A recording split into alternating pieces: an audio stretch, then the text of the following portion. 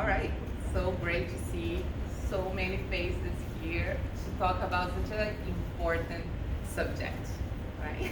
I'm gonna talk a little bit about myself. I am Agatha Martello. I am a conservation biologist. I am also the president and the owner of More Than Gardens.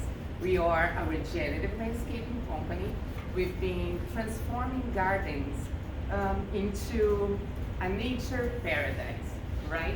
So I'm really happy to see so many people here because this idea of regenerative landscaping really is a game changer for this changing for this scenario that we've been facing, right? We've been having so many dreadful news about the environment. We've been so many of us are anxious about these issues, and I'm hoping to give a word of of better news, better practice, of hope and empowerment.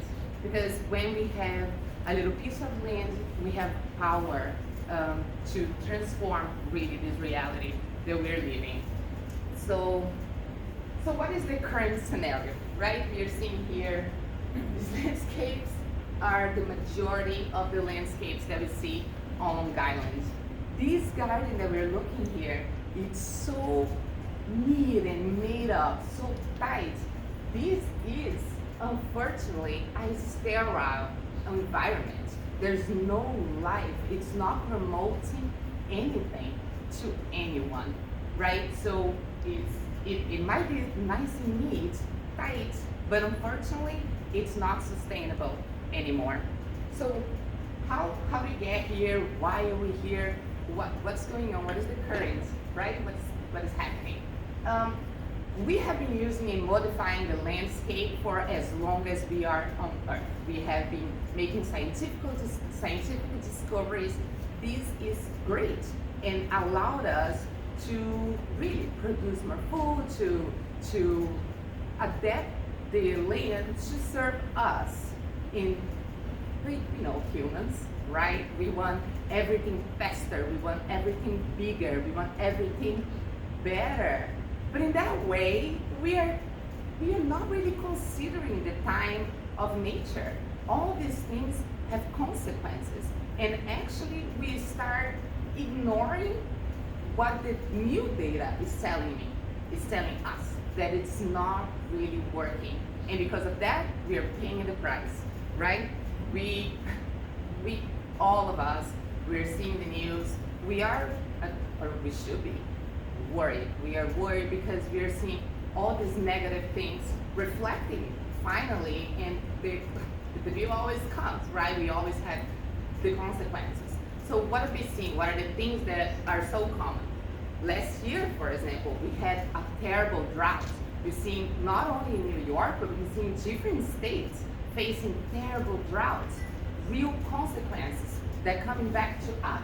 We are always seeing I don't know if you are updated to that, but the bay and the sounds, the Long Island sound, it's so polluted, and that is completely related to the way that we've been acting towards our landscape. All those fertilizers, all the things that we keep putting into our garden, everything gets washed up by the rain, and it ends up in the ocean, in the bay, causing the red eyes, the brown pallets, all of this is directly related to the things that we've been doing. And landscaping, unfortunately, is a huge factor for that. These old ways that we've been using. We've been seeing a lot, if you drive early morning, so much water that has been wasted. With the crazy sprinklers that we've been using. If you walk early enough, you will see everything goes to the sidewalk. Everything goes right to the drain. That is not good for anyone. It's not good for our sewage system. It's not good for the ocean that's going to receive all the water. It's not good for ourselves because water is a finite resource. It's not something that we can plant again, that we can grow again. It's not. If we use and pollute our water, it's going to end. And then we're going to have to use machines. Imagine that scenario. We're going to have to buy it only. That's going to be the only way to us to have clean water. And that is not a sustainable scenario. We're always seeing a lot of soil loss. so much erosion, the soil is unprotected, so we've been losing that. We've been losing organic matter that compounds the soil, that makes the soil alive in itself. So it's terrible soil loss that we've been facing now. We also been facing a lot of loss of biodiversity. It's a terrible issue.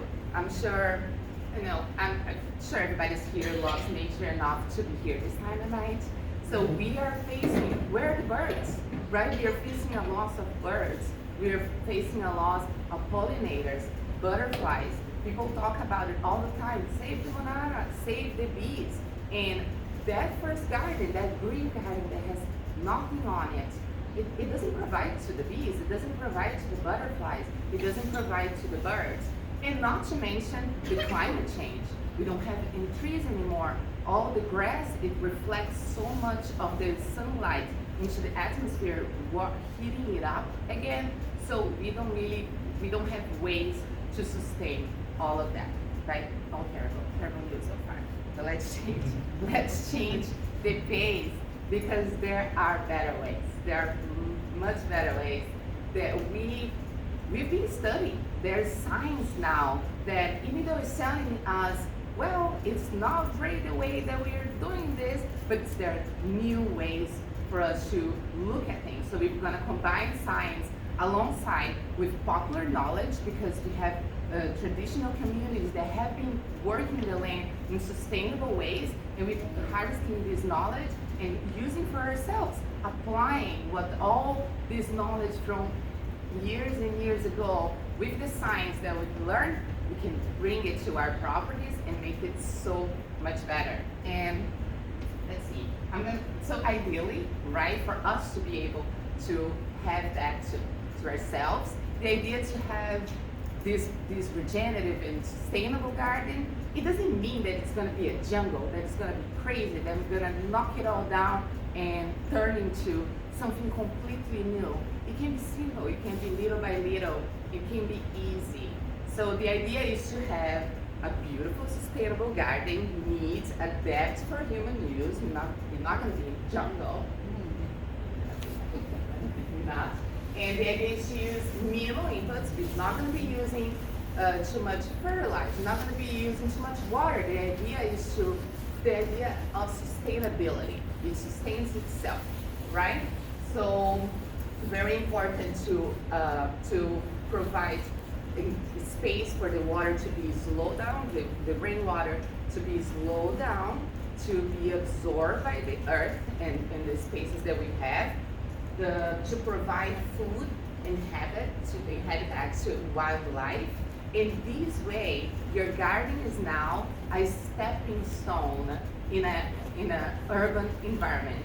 Or what does that mean? It means that the butterfly or the birds are now connected. So my garden connects to your garden, which connects to her garden, and there are stepping stones between the protected areas, for example, national parks and things like that. So the urban environment is not so aggressive to the environment.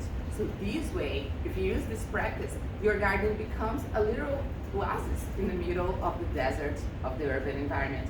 And if eventually maybe we connect so many gardens, making pathways, and really the perfect way for us to finally coexist with the nature, which we depend so much on, right? So I'm gonna tell a few simple ways, a few simple changes, things that we can incorporate little by little into our gardens, into our practice.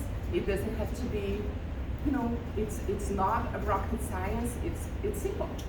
So the first thing that I would like to talk about, the first tip, that it's very important for any garden design, if they're regenerative or not, is to know your plants. Know the plants that you have currently in your garden, and know the plants that you plan on adding to your garden. Before you buy anything, find out how much light that plant needs, how much water that plant's gonna need. Because a plant that it's not placed in the current where it's happy, where it's supposed to be. It's a plant that is going to be susceptible to diseases. It's a plant that's going to be susceptible to pests, and it's not going to perform well. So it's going to be a little frustrating for you as well. So when you know these things, when you know, for example, the place of orange of the plant, because not necessarily we're going to use only natives, right? Only plants from Long Island. There are several other plants that are not aggressive. They are the responsible ornamentals that can be used in your garden as well. Ideally, when you have that plant, for example, the rosemary. Rosemary is a plant that I love. It's not native. It's from the Mediterranean. You need special soil. It needs special sun. So for you to think about, okay, so it's from that region. That's how the region is. Then I kind of know what does that plant need, and you offer that in your garden. Very important to know the spreading habit of that plant, because if it's, for example, we talk about a lot of invasives and aggressive plants. These are two different terms. A native plant can be aggressive and have an aggressive spreading habit. For example, the black-eyed Susan. So when we plant it, we know that when we plant it, we have to make sure it has enough space, it has enough room for it to spread. But it's a but it's a native, so we can't say that it's an invasive. However, if it's an exotic plant with aggressive spreading habit, you should not have it in your garden, and that's when it's classified as an invasive species, because it's going to take over, it's going to go to places that you don't know, and because it's from somewhere else, it doesn't have natural competition, doesn't have natural predators or nothing that's going to eat it and control its growth. So that's when they become aggressive and bad for the environment, because it competes with the plants that are native from the area. And the plants that are native from the area, these are the ones who are going to provide for the actual micro environment, for the plant, for the birds, and for the butterflies, because the species that are here, the birds that migrate, the birds that are there commonly in this area, they are the ones who evolved to eat what was grown here. A lot of bugs are species dependent. So a lot of bugs are species dependent. That means that they only lay their eggs, or they only eat certain species of plants. And think about it, if they evolve all these, sometimes hundreds and thousands and millions of years to be here and adapt to eat that specific caterpillar, that grow in that specific plant, that's when, if we take that out of the scenario, they don't have more any food. So that's when the natives come in. Okay, so I'm gonna give a few species of native plants. They are my favorites. I like adding them to the gardens. And first, the trees. These are in the picture. It's a combination of a red bud and a dogwood, flowering dogwood. They are my favorite ornamentals. Great flowering for spring. Great substitution for that whipping cherry, for that cherry that is Japanese. It's not from here. Not providing for anyone. These plants are going to provide for the animals here. Beach pine is a great evergreen, short, and resistant to the climate change. So actually, all these plants here are climate resistant. So now that we're seeing a longer periods of heat in Long Island, these plants are more resilient to that change, less likely to die. So elms, oaks, blackgum, the eastern red cedar, they're excellent choices. The oak is considered, all the oaks here, they're considered keystone species. And keystone species are species that provide for so many of the wildlife around that having even one in your yard, it makes a huge difference for the environment around. Okay, shrubs that I love blueberries. They're great. Low bush, high bush. They're all natives from here. They're beautiful, and even blueberries. They're great. Inkberry is a great evergreen, has a pretty black little berry, very nice to have. The arrowwood viburnum, great, robust, very beautiful plant. Bearberry is very nice too. The red twig dogwood looks beautiful in the winter. I love those plants, highly recommend them. Perennials, my favorites. I always add perennials in the gardens. I find them very, very great for pollinators and things like that, to add color and texture.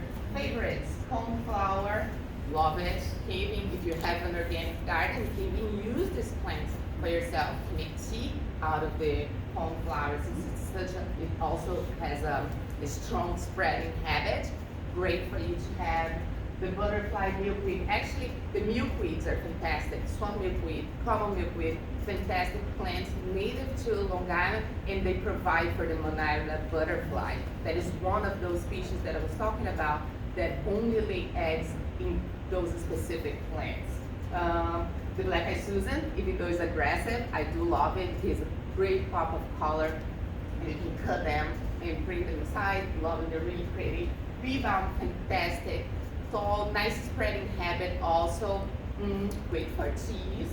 Joe Pye weed, beautiful, tall, native, perennial. It's wonderful for attracting butterflies. Very tall, you put it in the back of the garden. Awesome accent view. And the New York aster. It's a little bit, I'm gonna say, it's a little bit unkept, makes a little bit of a mess, but keep it in the back. Leave a little area for it to grow. It's beautiful, flowering in the fall. It's nice for that nice succession planting that we want to see, succession blooming that we want to see throughout the season, right? Right, these are my favorites. Actually, there's a nice, very nice list of native plants that you can use from Long Island in the town of North Hempstead website. Fantastic list. All right, so another good things for us to do, important for us to start doing in our gardens, is to build back the soil. So for us to build back the soil, the main element that we have to consider is organic matter. Organic matter is actually only it composes only 15% of the soil, but it's the glue that keeps it all together. All the minerals and things like that, the organic matter is what's gonna literally build it up. All the soil that's been losing, sand and erosion and things like that, we build it back up with organic matter. Very important to protect your soil. Unprotected soil, it's not great, it's unhealthy soil. So it gets susceptible for rainwater to be washed out. It gets beat up by the sun. So cover your soil. You can cover your soil with mulch, with ground covers, but very important to cover it. Before anything, let's say even before you adding organic matter and compost to your soil, it's very important for you to do a soil test. And I see a very minority of people and landscaping companies doing that. It's super easy to have your soil tested. You can get a little sample. You have to test each area separately. Put it in a little Ziploc bag, put it in an envelope, send it. You can send it to Cornell University, it's fantastic for that. The Brooklyn College also does that. And you can find many online, private labs online. You can find them and they will test the soil for you. And very important, a point that it's crucial. Don't use chemicals on your soil, don't use even organics. Try to avoid the weed killers, pest killers, because they're gonna kill the life that is in the soil. And this life, I actually tried to make a video with my microscope because I wanted to show the really small wildlife, but the image wasn't coming so clear. So I got this little gift here. So all these elements that for us a little yucky, and they are the ones who are gonna break the organic matter. For example, the leaves, the leaf litter, they're the ones who are gonna break it. And they're gonna break into small enough pieces in nutrients, and that's how the plants are gonna be able to absorb it. Without them, there's no absorption of nutrients. So don't use them. Even organic, try to avoid as much as possible. And we're gonna talk about it a bit more how to prevent, pests and weeds and things like that. Okay, so a little basic about composting. This is not a composting talk, but very, very basic for you to be able to do in your house. There's several types of compost, right? You can see here, this is actually in kernel extension, and it's metal. So you can have, compost enthusiast. I have all types of compost. So look at that. With a compost, a rolling composting ball. We also have, so we have those big bins that you just have, it's practically a pile. These big ones, the brown wood, are great for yard waste. The only thing is you have to move the compost around.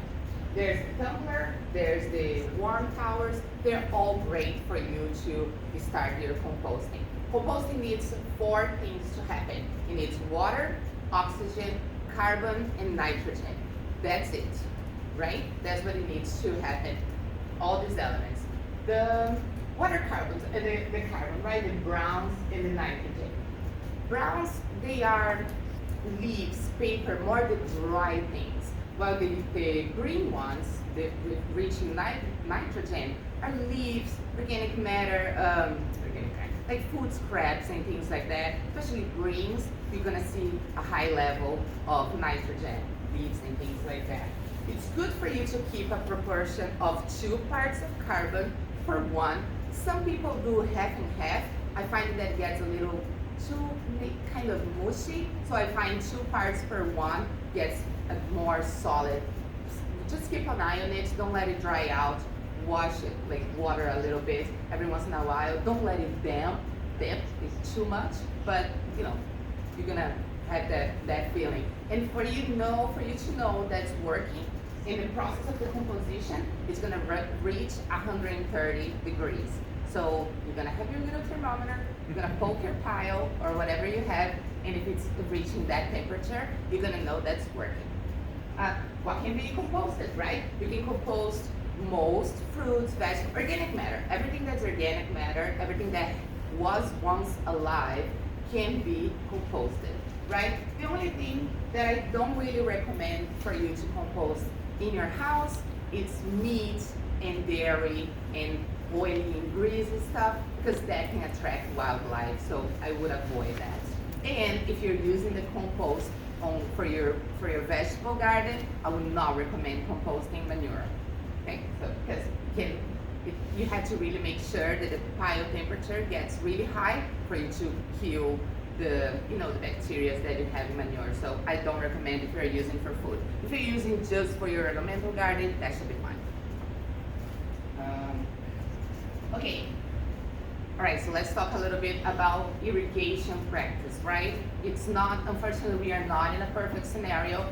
The climate is weird, the weather weirder, so we have to adapt it. For example, when we have droughts and long periods of droughts, when we have long periods of without droughts, right? We don't have enough water, we have to provide external water from the town system. Most important practice about everything, if you don't want to change anything, just do the right routine. Most often I see all the time when I ask, okay, what is the schedule? What is the irrigation routine? Most people turn to me and say, 15 minutes every day. No, that is so bad. It's bad for everyone. You're not watering enough your plant. Think about it. If you're only using 15 minutes, think of the routine of the sprinkler. You are not reaching the deeper layers of the soil. If you don't reach the deeper layers of the soil, the roots are never going to be encouraged to go down. Shallow roots means a weak plant, and that's the most important thing, right? It's the roots of the plant. It's how they absorb everything they need. If they're shallow, they're not going to actually not going to be able to reach where the nutrients are and all of that. Great. So the idea is to use the minimum, less water as possible, right? So let me give you the right way to water. The best way for you to water in your sprinkler routine is to, especially if it's not too hot, right? If it's too hot, you might have to adapt that. But let's say May to June, and then, I don't know, maybe September to October, ideally once or twice a week for 45 minutes to an hour, depends on how it is. Because then you're really making the water go as deep as possible, and you're encouraging the water, your roots to go down as well, right? So for us not to use too much water, ideally we would use rainwater. If you use plants that are adapted for your climate, not supposed to use so much water, because that's how they adapt to live under the rain cycle that you have in your region. If you are ideally great, if you don't have too much lawn, you will have drip irrigation systems. Drip irrigation delivers water right to the base of the tree. There's no wasting outside on the sidewalk and things like that. You put a right timer and it's going to deliver the water right where it needs. Mulching, very important. To use a thick layer of mulch, it traps the water, it protects your soil. Your soil is not going to lose water by evaporation, because the soil is not going to be beat up by the sun. And grouping plants of similar needs, right? You're going to group your plants that don't like so much water, for example, rosemary or like a pine. Sometimes it looks like, I don't know, a little spruce. Plants that don't need too much water, group them together. Plants that need a little bit more water, group them together as well. So you can you can adapt your watering ways for each region of your garden. Okay. Mulching. Let's talk a little bit about mulching. Mulch. A lot of people don't like mulch, but mulch is really good for your garden. Mulch is the cover. It's materials that you use to cover your garden. Ideally, you're gonna use organic matter, wood chips, leaves. All of these can be used as mulch.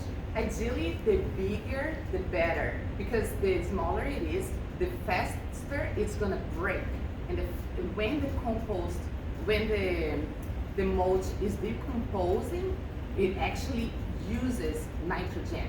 So it can end up pulling nitrogen for the soil. So I do recommend a little bit large. Oh, check. I'm sorry, just wanted to ask you, what about pine needles? Pine needles change the pH of the soil. So they lower the pH a little bit. So it's good for you to, it's great for rhododendrons, blueberries, things that like the low pH, but keep that in mind. That's the only thing, okay? And that's good too, for you to know the material that you're using, right? Because of this kind of, there are some certain plants, certain trees, for example, just read the other day, it's not cedar, I forgot, but I can get back to you. There's these plants that can actually repel growth. It stops plants from growing. Black walnut. Is that it? Yeah, I read yesterday. Yes. So the black walnut, then it stops. It has a hormone, has a element in their wood that it stops growth from the other plants. So a lot of people say for you not to do that, but I think it's a good idea. It's worth a shot to use wood chips from tree services.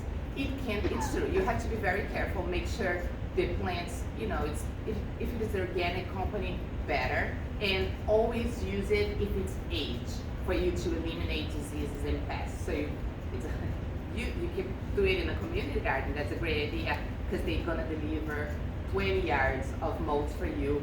Put it in a pile, save it for a year. And then if it starts decomposing, you understand, okay, nice, safe, let's put it in, let's use your garden. So that's how it's safe to use. Right?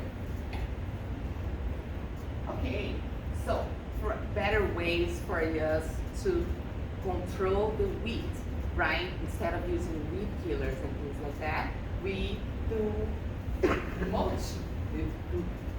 Thick layer of mulch, 2 to 4 inches, really stops the weeds.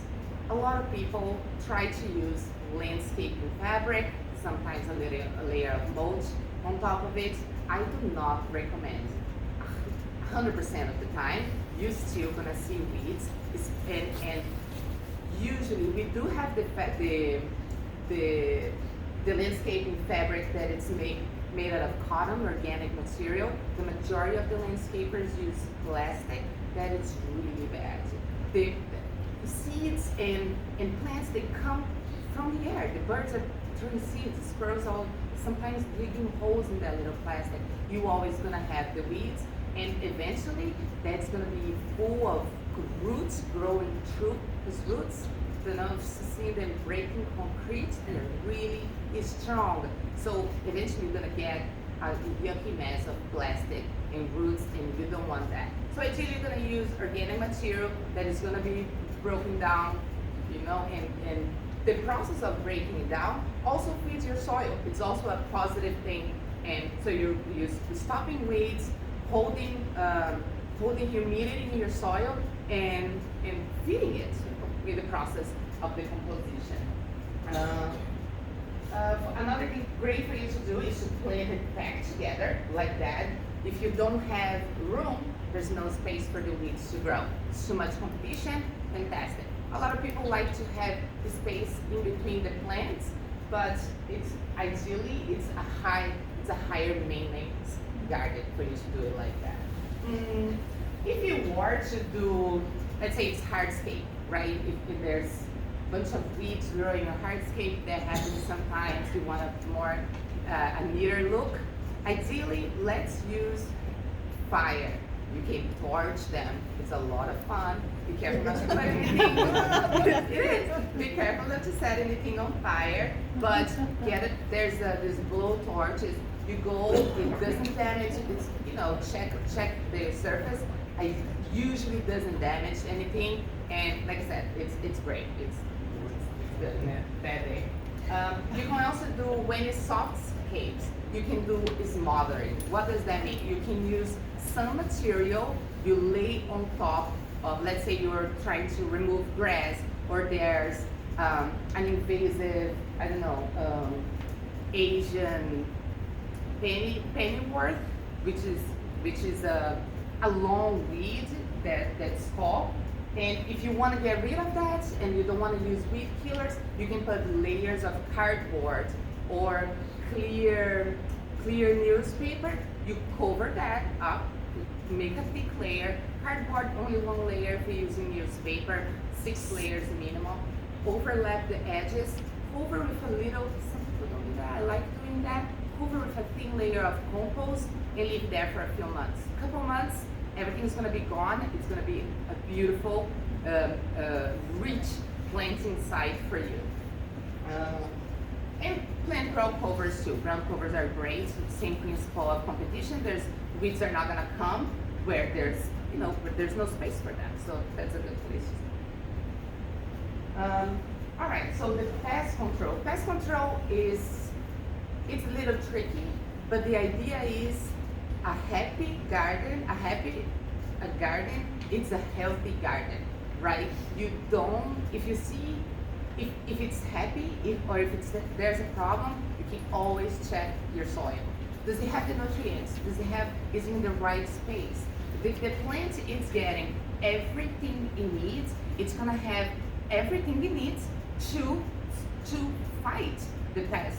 The cell walls are gonna be stronger. It's gonna be able to fight diseases. That, of course, I'm gonna say it is an ideal scenario. If you were to use, if there's terrible spread of something invasive that it's, your plant's just couldn't face it, and you need to use pesticides, use organic labels, and make sure you use the right directions. That's the most important. Read the label, use the right directions, because if you don't, it's gonna be washed out to the soil. A lot of our pesticides are non-selective. That means they're not gonna, for example, you're trying to eliminate like spider mites. It's not gonna say, oh, this is just for spider mites. Some are like that, really rarely. Most of them are discriminatory. So they're gonna kill everything they see.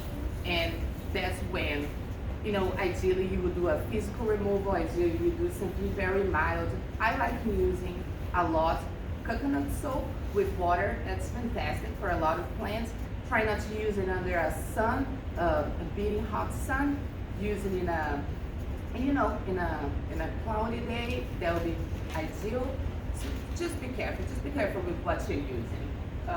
You can use the terran plants. That's actually my favorite way. There's a lot of plants that emit hormones, pheromones that stops white flies, bugs, insects, and even deer.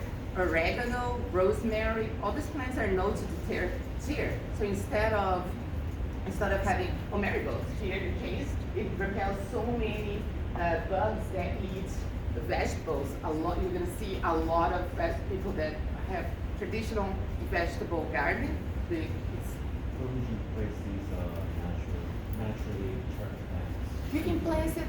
I plant Situated one. like a shield, really. You can do around the plant or in between. You can make rows, like in this case here, they have the marigolds in a row.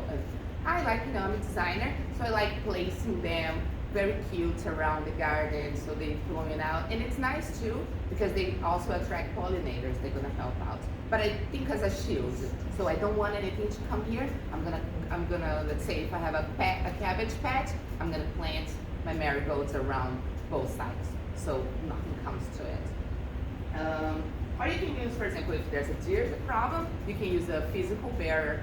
If there's birds attacking your blueberries, plenty enough for the birds, but the ones that you love, you can cover it with nets. And companion plants, which is the idea of the terran plants. They're plants that with these pheromones, they actually help each other. So, for example, tomato and basil. The basil repel the bugs for the tomato, and then the tomato actually adds things to the soil that help the basil grow. So these kinds of relationships that were harvested throughout, millennia of our nature, we should use all of this in our favor. Alright, so I'm going to talk a little bit about some other sustainable practices that you can add to your garden. You can add rain gardens to your space. Rain gardens are gardens designed in the lower, they're placed in the lower space in your garden where all the water, the rainwater is going to flow to it. It's going to have several layers of different porous material, and that's served for it to slow down the water.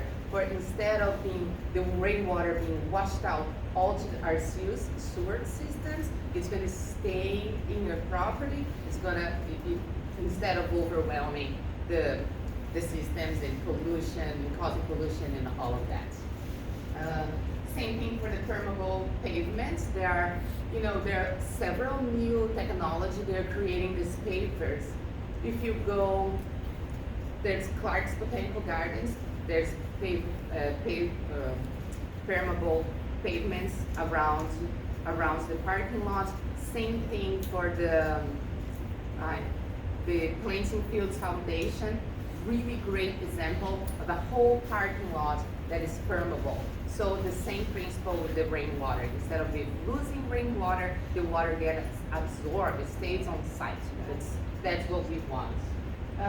Reducing our lawn. Some people are a little worried about that, but that's one of the best things you can do.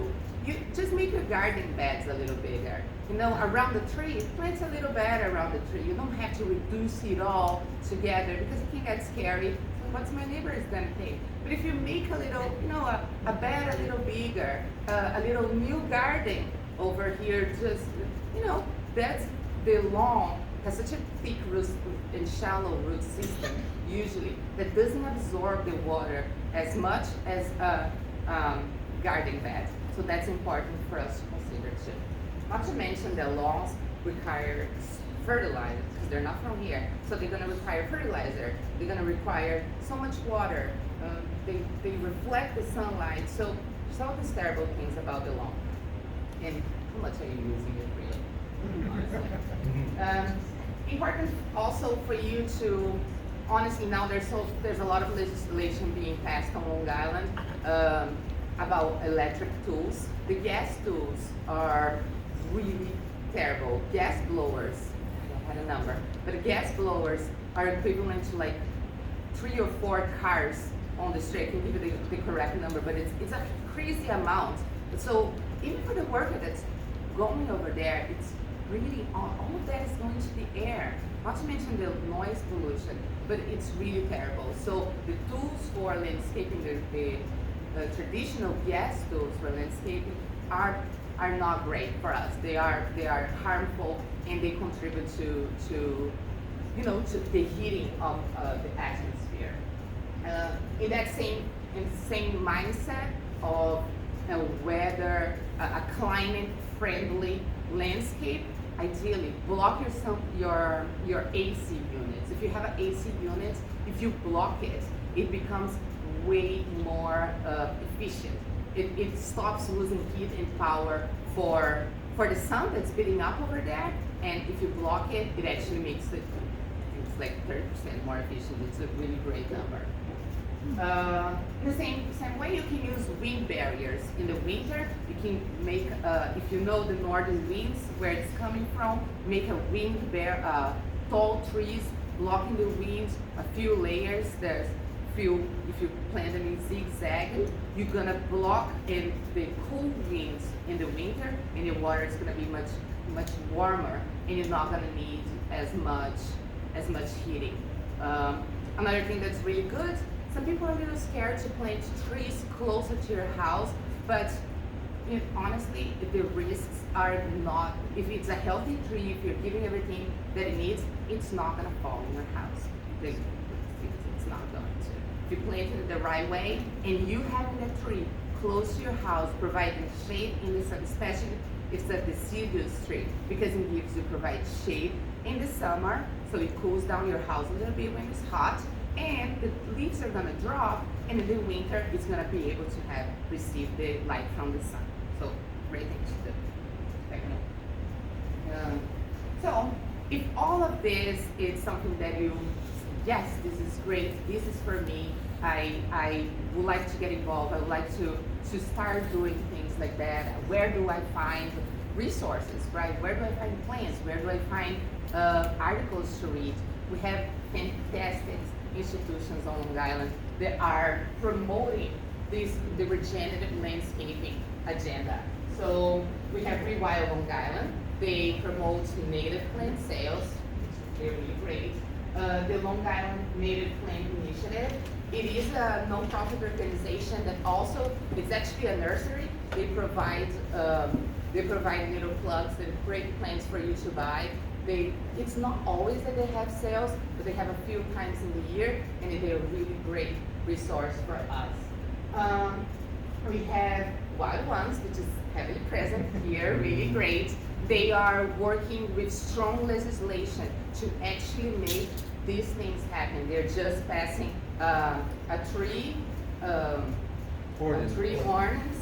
ordinance to the town of Hampstead, and it's fantastic. It's so important. So they're fighting for the government actually look at us and say, yes, this is what has to be done. They're also making a lot of events, engaging the community for us to get to the right way, to the space that we have to be. Long Island Invasive Species Management Area, LISMA.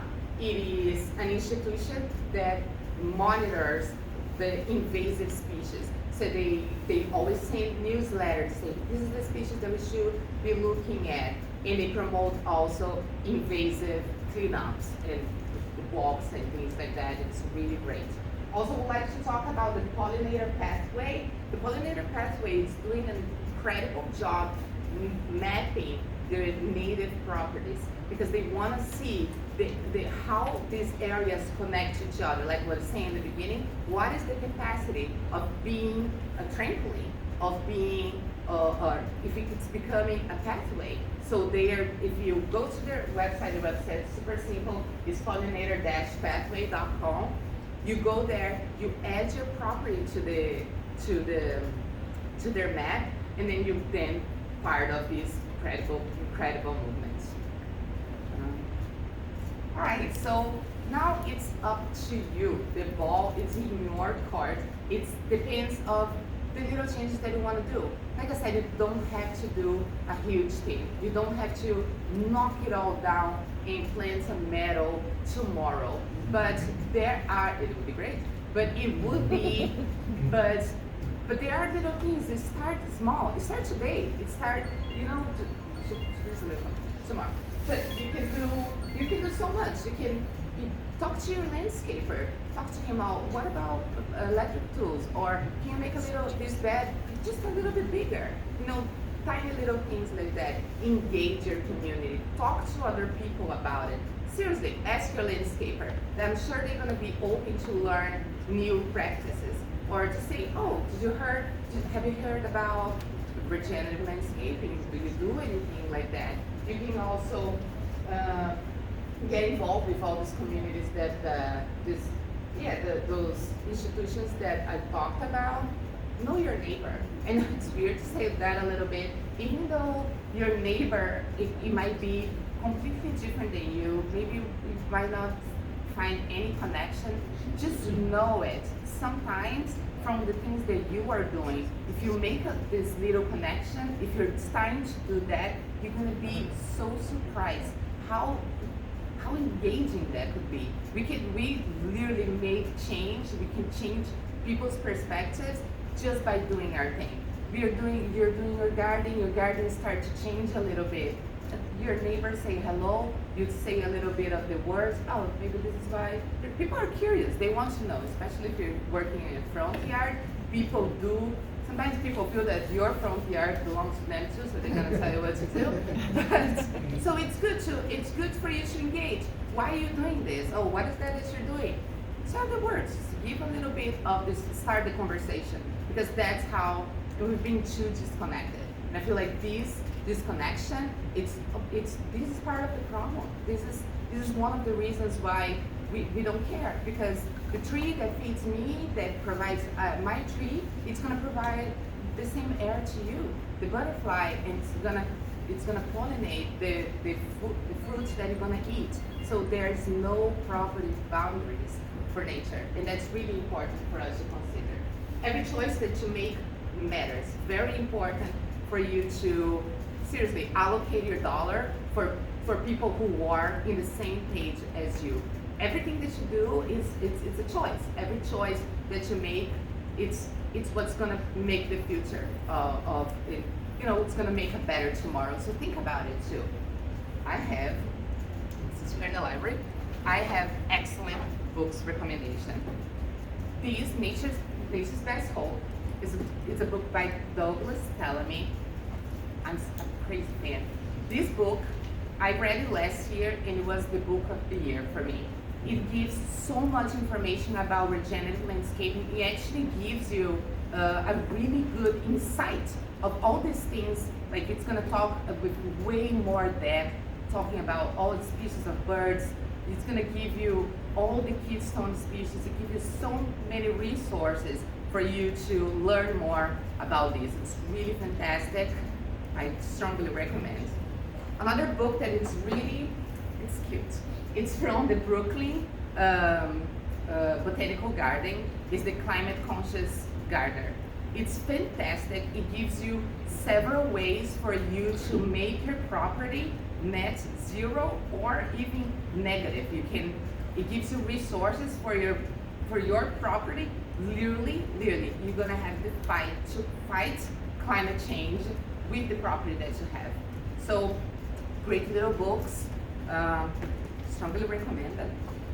And I'm really happy. I'm really happy to be here. This is fantastic. This is my area of expertise. I love talking about it. If you want to talk to me a little bit more, I'm always open for tea, and we can sit down. We can talk. I hope you can see it, how much I love this, and I think I'll be happy to share with you and sit down and talk a little bit more about it.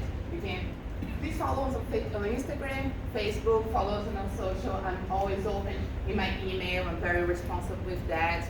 our website, morethan.gardens.com. You can see more of the gardens that we make, an easier way to see our process daily basis. It's on Instagram, so check us out there if you like.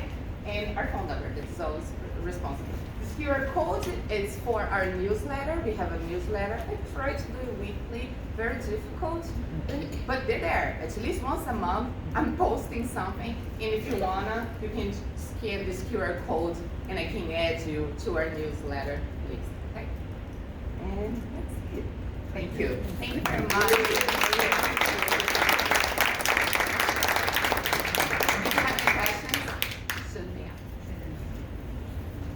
Yeah, I have a question. My hydrangea, when do I cut it back? What kind of hydrangea is it? Oh. So it's how My mother gave it to me. how are the branches? They're thinner or Thin, straight up, the flowers are cone or they're a ball? ball. A ball, okay. So the hydrangea is probably the microphylla.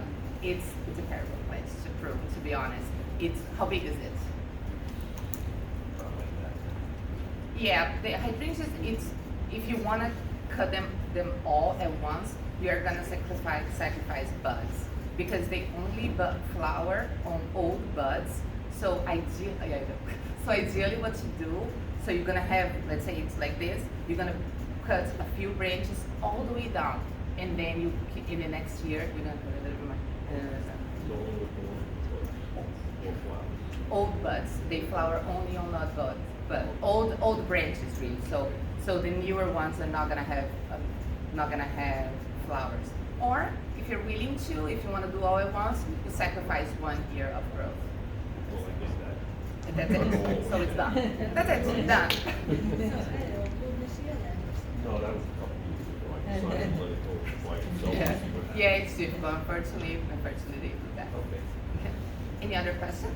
Do you recommend mulching vegetable gardens or what? Absolutely. Yeah, Yeah. it won't change the pH or like Depends especially on what tomato you're gardens. using. But no, I do recommend it, especially vegetable gardens, because you don't want to, first, especially if it's raised, anything that's raised that's not directly in the soil loses water faster.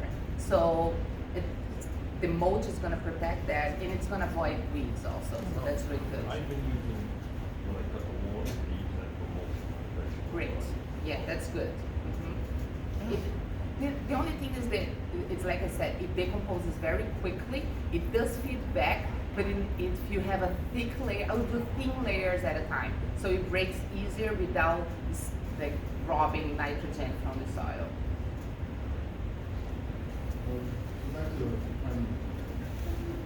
So we have pine trees, so we can't have a problem. At what point should we be, so what we do is we just leave them on the garden during the winter time.